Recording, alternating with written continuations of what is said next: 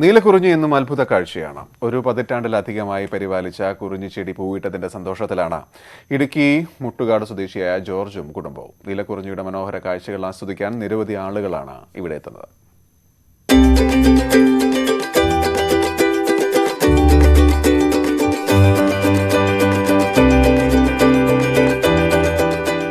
ഇടുക്കിയിലെ സാലോം കുന്നിലും കിഴക്കാതിമലയിലും ആഴ്ചകൾക്ക് മുൻപ് നീലക്കുറിഞ്ഞി പൂവിട്ടിരുന്നു.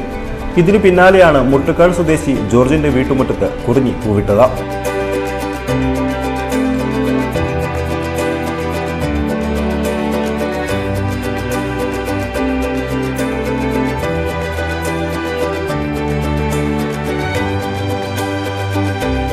ഹൈറേഞ്ചിന്റെ കാഴ്ചകൾ തേടിയെത്തുന്ന സഞ്ചാരികളുടെ ഇഷ്ടകേന്ദ്രമായി മാറിയിരിക്കുകയാണ് ഈ വീട്. ഡ്രൈവറായ ജോർജ് യാത്രക്കിടയിലാണ് കിഴക്കാതിമലയുടെ താഴ്വാരത്ത് റോഡരികിൽ കിടന്ന കുറിഞ്ഞിച്ചെടി എടുത്തുകൊണ്ടുവന്നത്. 10 വർഷത്തിലധികമായി വീട്ടുമുറ്റത്തെ അതിഥിയാണ് ഈ ചെടി.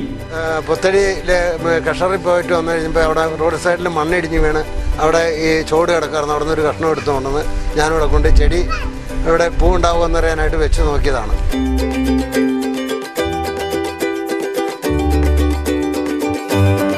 ചെടികളെ ഏറെ സ്നേഹിക്കുന്നവരാണ് ജോർജ് ഭാര്യയിലായും. നീലക്കുറിഞ്ഞി പൂക്കൾ കാണാനെത്തുന്നവർക്ക് ഇവരുടെ വീട്ടുമുറ്റത്തെ മറ്റ് ചെടികൾ ഒരുക്കുന്ന വർണ്ണവിസ്മയവും മനോഹര കാഴ്ചയായി മാറുന്നു. ന്യൂസ് 18 ഇടുക്കി.